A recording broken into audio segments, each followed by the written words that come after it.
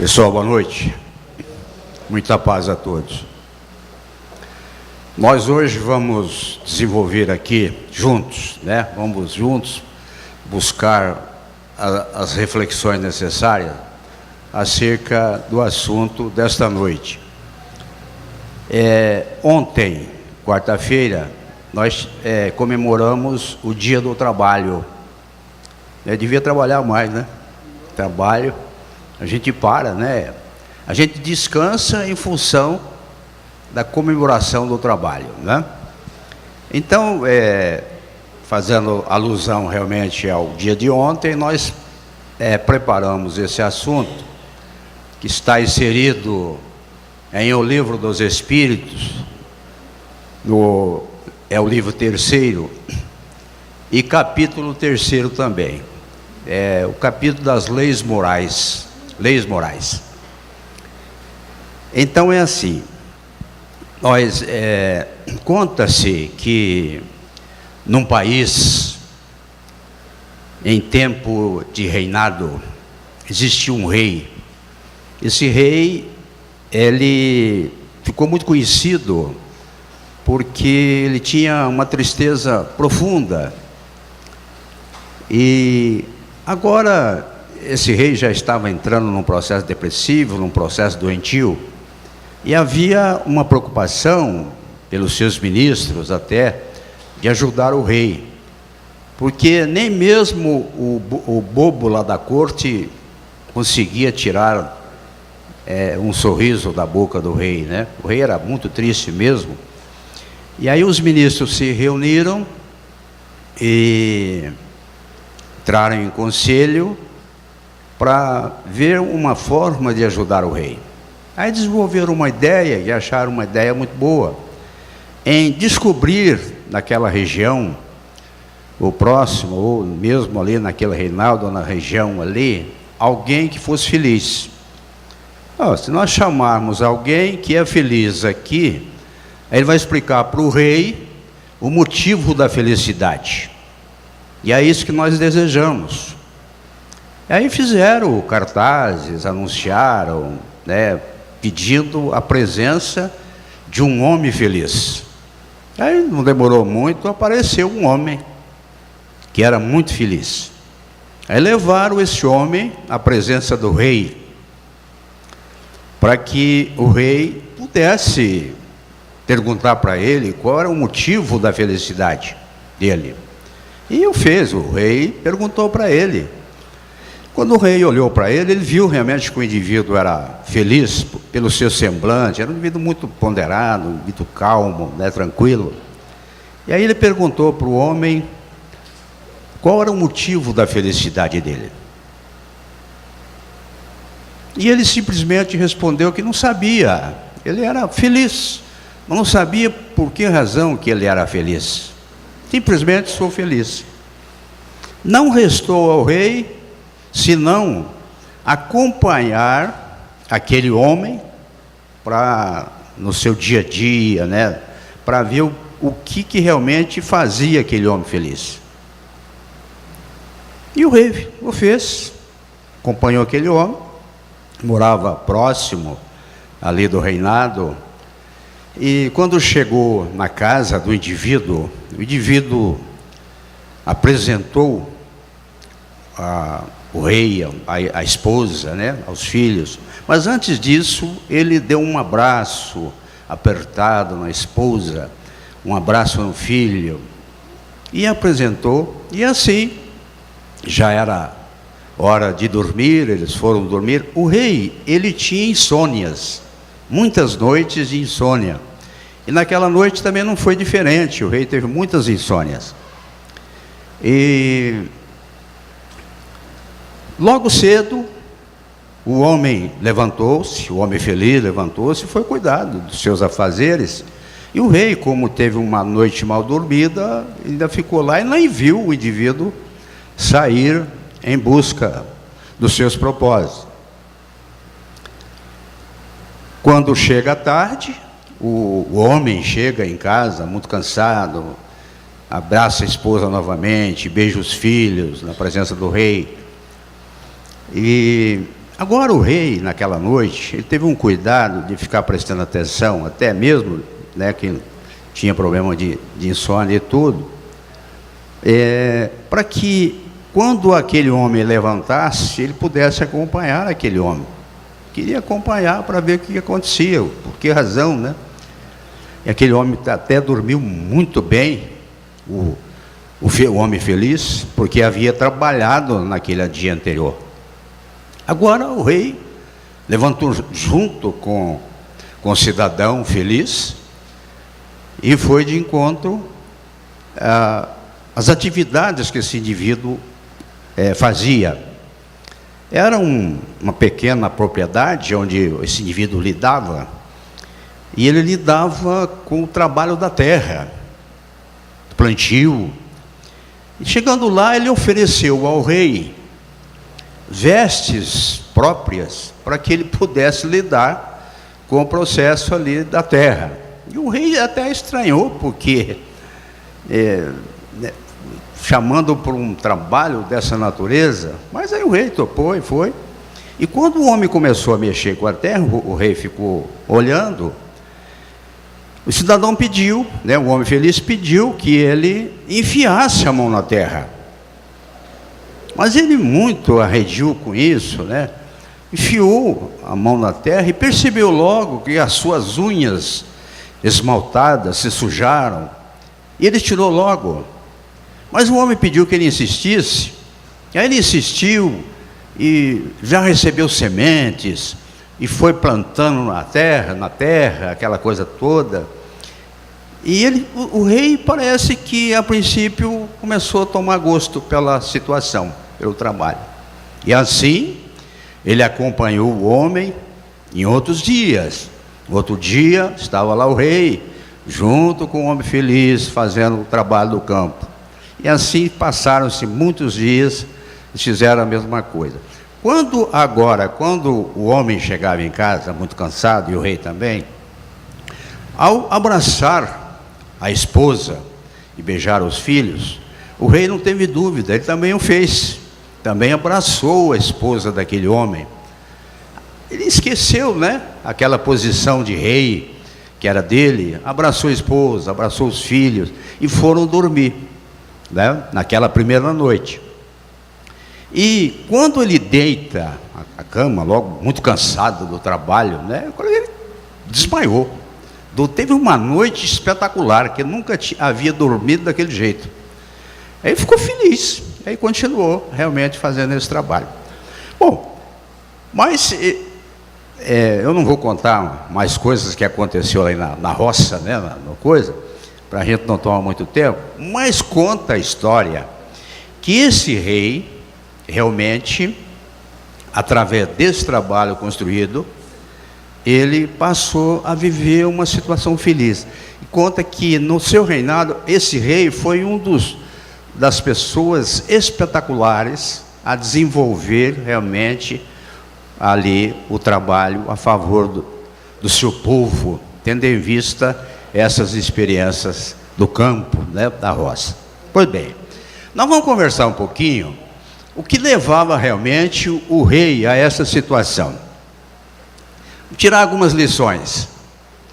Qual era o motivo da sua infelicidade? O rei tinha tudo, mas não cumpria o seu dever. Tinha o ócio. Faltava-lhe a ocupação. Por isso era triste. Estava amargurado, né? Não fazia absolutamente nada. Ao desenvolver o trabalho, percebeu o seu erro e exerceu corrigenda. Sentiu no compromisso do trabalho a consciência tranquila, o sentimento do dever cumprido e a paz interior. Por isso passou a dormir, e mais ainda pelo cansaço do trabalho. É o que acontece, né?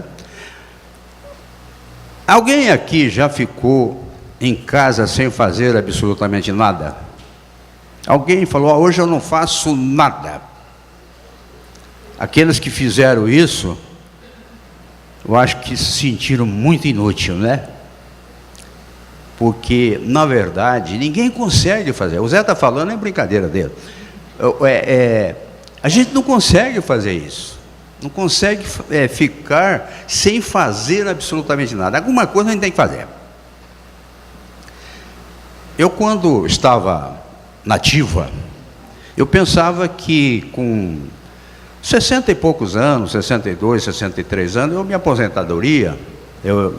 ia me aposentar e não ia fazer mais nada, absolutamente nada.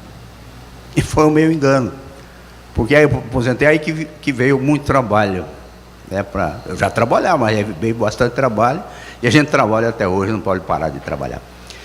Pois bem, pode ser que não seja o trabalho remunerado, que é o meu caso também, já é meu caso, que eu já não preciso exercer o trabalho remunerado. Nem ninguém ia me dar emprego, né, com 78 anos, para me pagar alguma coisa, mas a gente faz alguma coisa, mesmo sendo remunerado. Pois bem, mas sigamos em frente. Então, o trabalho é uma bênção, né? Então, para progredir, é necessário dar qualidade à nossa existência, pelo processo do trabalho. Progredir. E também do trabalho da educação moral. E saber qual é o objetivo dela, da existência. Qual é o objetivo da nossa existência. Nós precisamos estar conscientes desse conhecimento, dessa responsabilidade. Muito bem. Na questão 132 do Livro dos Espíritos, desse livro que nós estamos estudando aqui, Kardec perguntou aos espíritos da codificação qual era o objetivo da nossa vinda para a Terra. O que nós viemos fazer na Terra?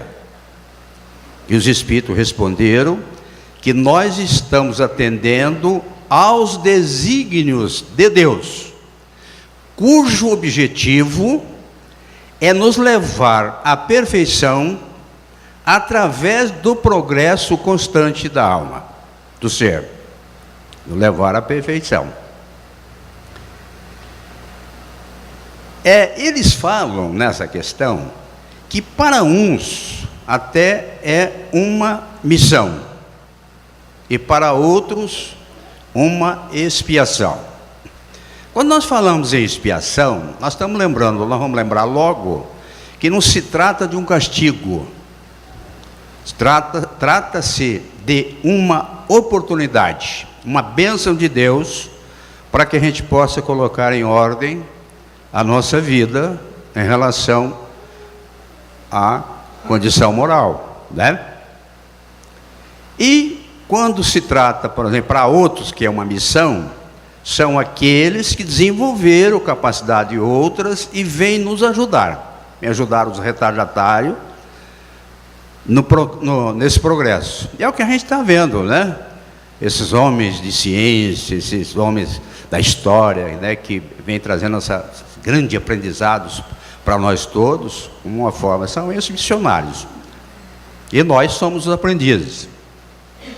Allan Kardec, ele foi escrito no túmulo de Allan Kardec, não foi Kardec que escreveu isso, mas era o pensamento de Kardec: nascer, viver, morrer, renascer ainda e progredir sempre, tal é a lei. Então esse era o pensamento de Kardec: nascer, viver, morrer, renascer, reencarnação, senão o indivíduo não vai chegar à perfeição, para progredir sempre. E ainda conhecer a si mesmo. Se nós desejamos saber como é que nós estamos em relação a esse crescimento espiritual, para atendermos naturalmente os objetivos de Deus, que é nos levar à perfeição, a gente precisa conhecer a nós mesmos. Na questão 919 do Livro dos Espíritos, Kardec fez a seguinte indagação: o que é necessário fazermos para melhorarmos nesta vida e fugirmos ao arrastamento do mal? Pergunta. E os espíritos responderam: um sábio da antiguidade já vos dizia: Conheceis a vós mesmo, conheça a ti mesmo, dizia o sábio. O que o sábio queria mostrar a nós outros com isso? Conhecer a nós mesmos é conhecer os valores que nos envolvem. Os valores internos, né, que são os de benefícios, valores da alma, e os valores externos, que são os malefícios, para que nós possamos se livrar daquilo que não é bom e desenvolver aquilo que é bom. Conhecendo a si mesmo, descobre-se os valores do espírito, ou seja, o eu exterior e o eu interior. Foi os valores que nós falamos. O que são o eu exterior? O eu exterior existe em nós, é que nós devemos combater, que funciona através dos sentidos materiais. É o depósito das imperfeições, filho da matéria, que nos leva de encontro às buscas materiais, que leva às imperfeições, ao orgulho, egoísmo, às más ações, são as causas do sofrimento. É isso que nós precisamos conhecer em nós. Se nós estamos possuídos desses predicados aqui, né? Pois bem, por outro lado, deve-se alimentar o eu interior, eterno, em nós, que sobrevive, que está conosco, através das encarnações, das reencarnações, né? Depósito das boas ações, conjunto de valores, virtudes, é a coisa boa em nós, a qual nos leva à bondade. Os valores internos que a gente tem que desenvolver. É o que o Cristo, né, na época, veio mostrar para nós a necessidade do desenvolvimento dessa coisa boa, conhecer a nós mesmos, né, interiormente, conhecer o seu coração. O reino dos céus está dentro de vós, falava Jesus, né? O trabalho aqui é de voltar, né? Voltaire, né? Voltaire.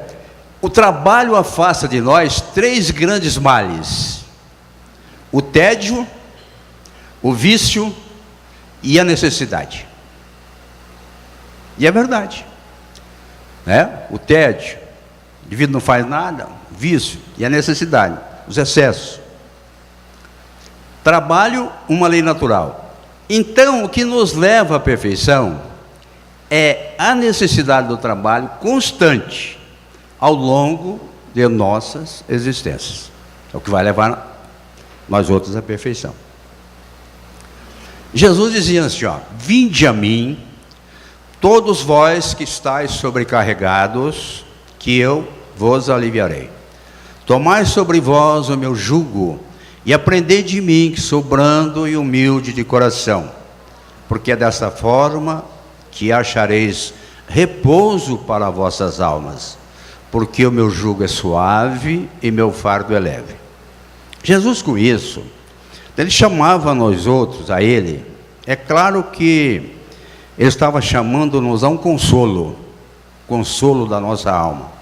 Mas para consolar a nossa alma, necessariamente, nós precisávamos aprender aquilo que ele trazia.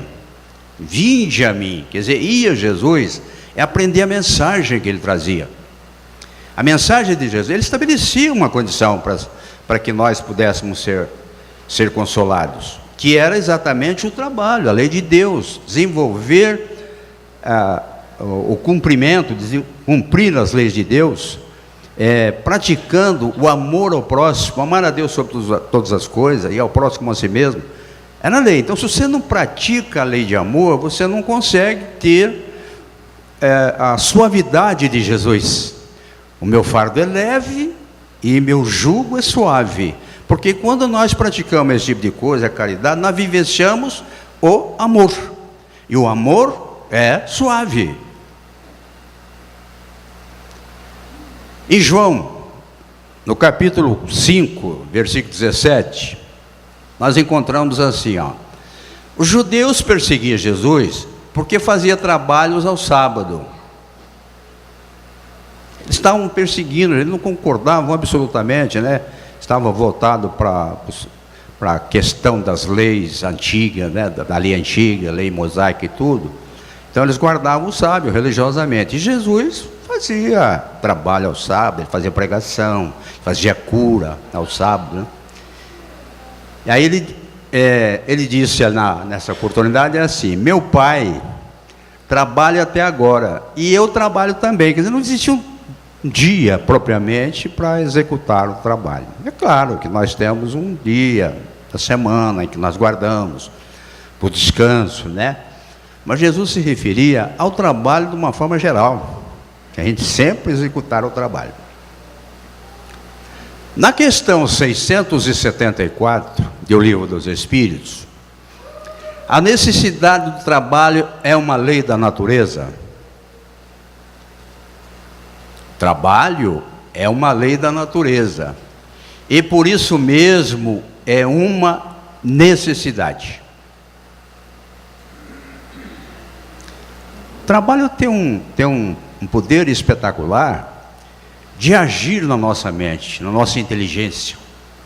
Nós trabalhamos, né? Executamos trabalho, nós desenvolvemos a parte boa, né? Que é a parte de inteligência nossa. Quanto mais trabalho, quanto mais raciocínio a gente, né, usar, mais a gente se beneficia com isso. É uma necessidade.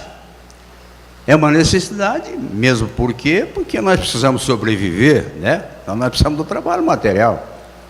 E o trabalho não está restrito somente à questão material, que nós vamos ver à frente. Só devemos entender por trabalho as ocupações materiais? Não, o espírito também trabalha, como o corpo. Toda ocupação útil é trabalho. O espírito também trabalha. Ele está falando no espírito quando o indivíduo deixa num estado, né, quando o corpo está descansando, e o espírito continua na sua condição ativa. Ele não para, ele não dorme com o corpo. O espírito trabalha. Um dos meus livros que eu escrevi, o segundo deles, eu escrevi muito, escrevi 3 livros. O segundo é O Amor Essencial. Eu fiz uma consideração, escrevi um fato interessante que aconteceu comigo sobre isso. Eu estava preparando uma palestra sobre o trabalho, para falar aqui no Ielar mesmo. Era um domingo, era um sábado, estava preparando essa palestra, ia falar no Ielar no domingo.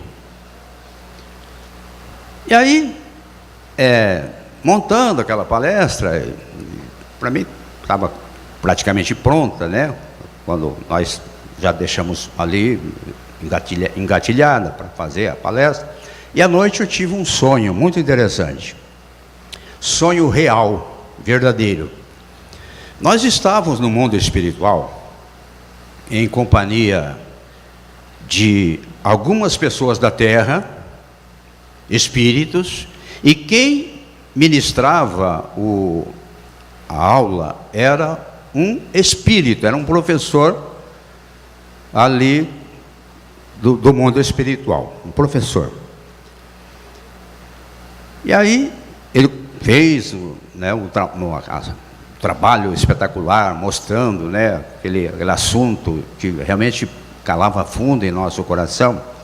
Aí uma jovem da terra, que estava presente, ela levantou a mão e fez a pergunta: professor,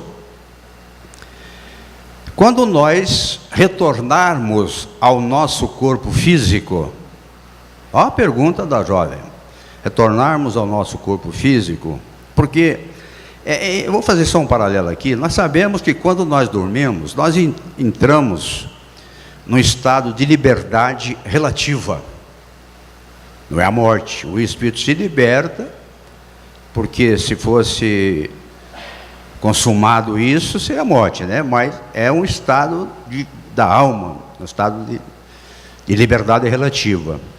E é o que estava acontecendo conosco.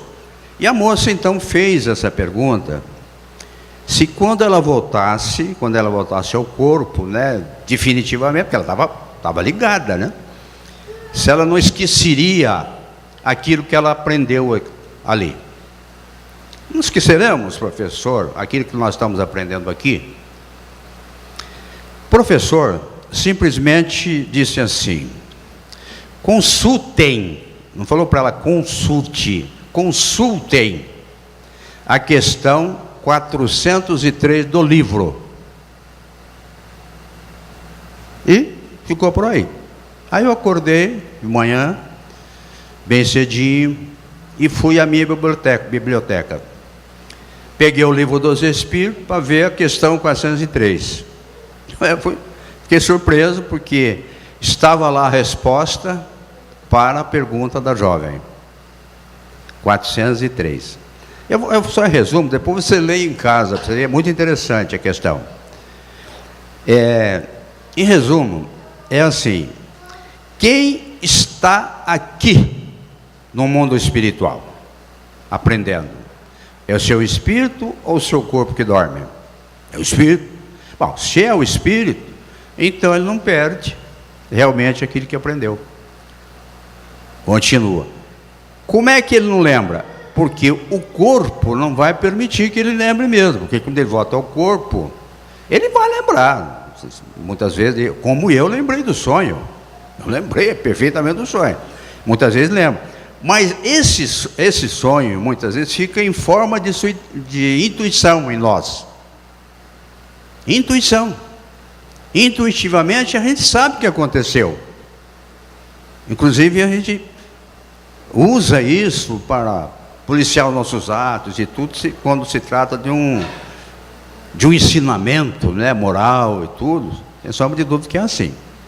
Há muita gente lembra, né, quando sonha, lembra do sonho. Eu tive outro sonho aqui, não vou contar, senão vai ficar até muito tarde. Bom, então é assim, ó, toda ocupação útil é trabalho. Se você não está desenvolvendo o trabalho de uma forma geral, braçal, qualquer coisa, de escritório, seja lá que for, você está usando, mas se você, por exemplo, está desenvolvendo uma boa leitura, está lendo, é um trabalho. Toda ocupação útil é um trabalho.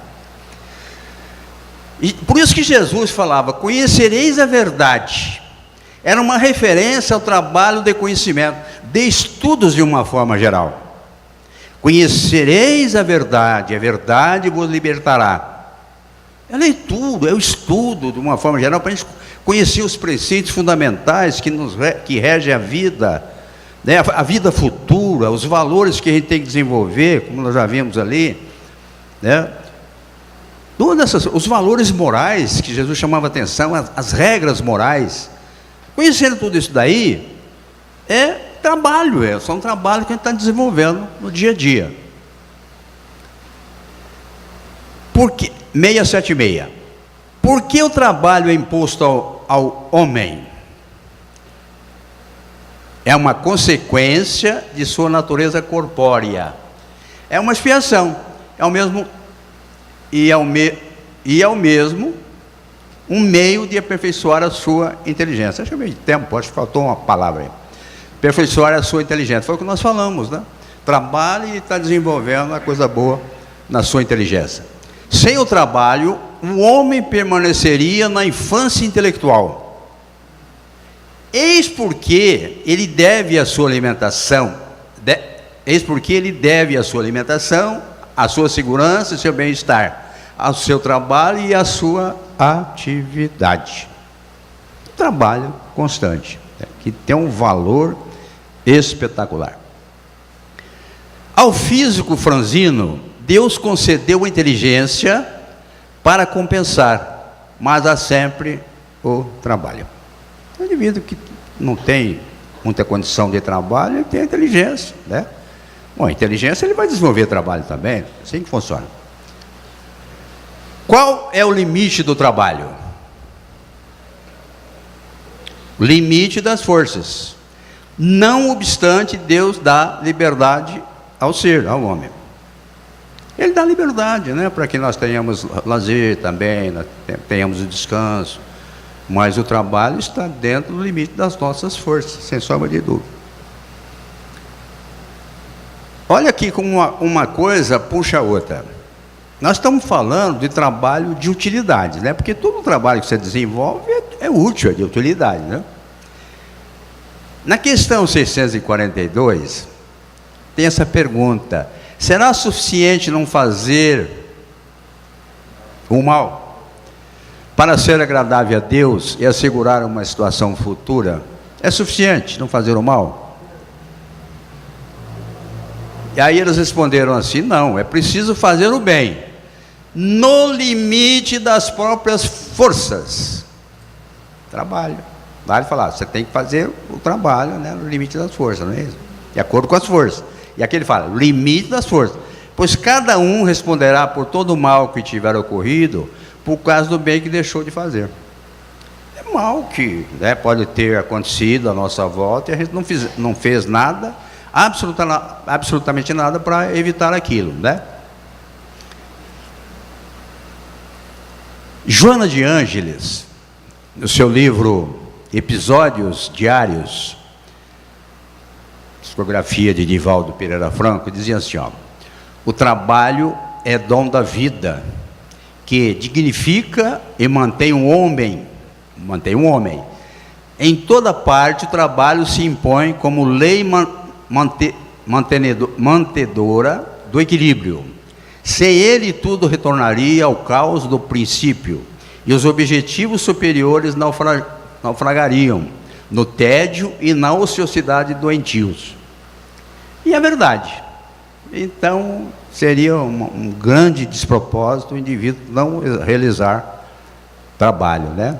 Voltaria realmente a um processo muito ruim. Um exemplo de pessoas que nos deram realmente foi exemplo de trabalho, né? Esse homem aqui, ó, sertanista brasileiro, Marechal Rondon, morreu em 1958 com 92 anos. Nunca parou de trabalhar. Conhecemos a história dele, né? Lá com os índios, aquela coisa toda, né? Um trabalho espetacular. Rockefeller, esse é o empresário norte-americano, investidor e empresário norte-americano, morreu aos 97 anos. Aos 90 anos, declarou ser um homem feliz. Disse, certa feita: parece-me começar a viver agora. Era feliz por poder trabalhar. Aos 90 anos, disse que parecia começar a viver agora. Declarou: os dias não são suficientemente longos para que eu possa fazer tudo o que eu desejo.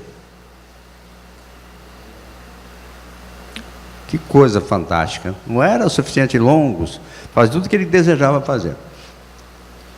Esse outro baluarte aqui, ó, Thomas Edison, inventor da lâmpada elétrica, né? Que morreu em 1931, nasceu em 1847. Trabalhou desde criança por mais ou menos 75 anos. Em 1879, depois de realizar mais de 1000 experiências sem jamais desistir, inventou a lâmpada elétrica. 1879.